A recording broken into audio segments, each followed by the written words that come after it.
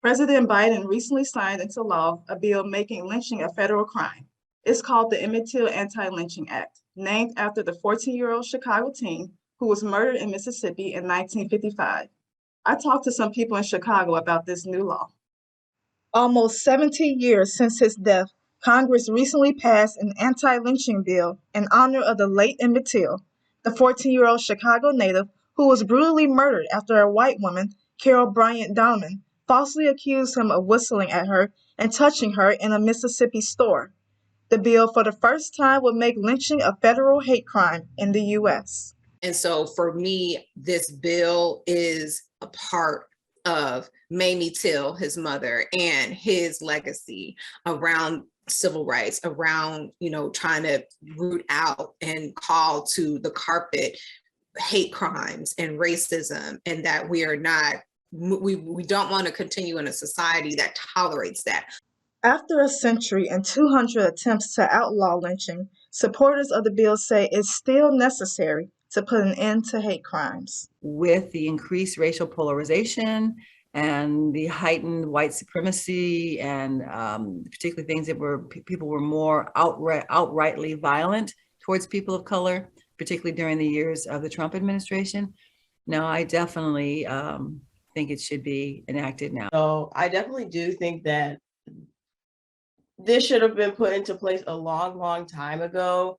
And I think it's a little sad that we have to redirect people's attention to the issue too. So I feel on the fence about it, but at the same time, if it's possible, let's do it. So be it. More than 4,000 lynchings of Black people were reported between 1877 and 1950. Illinois Democratic Congressman Bobby Rush, sponsor of the Emmitt Till Anti-Lynching Act, said that lynching is just covered in a different camouflage now, and that the rope has been replaced with a shotgun and semi-automatic weapons. Others say different types of hate crimes are still being committed. The term lynching may seem antiquated and old, but the act of a hate crime against someone based on their race is still very relevant, still very prevalent, and it still goes on.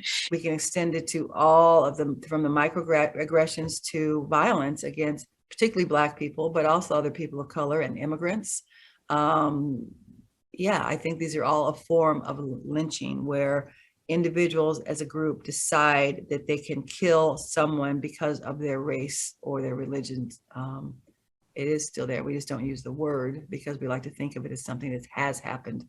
Till's family never stopped pushing to get this bill passed and to keep his memory alive while still highlighting the horrors of his death. Living in Chicago, I drive past 71st Street every day. That is the street that is dedicated to Emmitt Till. His family members are still alive. The accuser is still alive. So these things are not in a very distant past, even though we want to think about it as such. Behind me sits the former home of Emmitt Till, which officially became a historic Chicago landmark last year and is currently owned by an organization in this neighborhood called Blacks and Greens.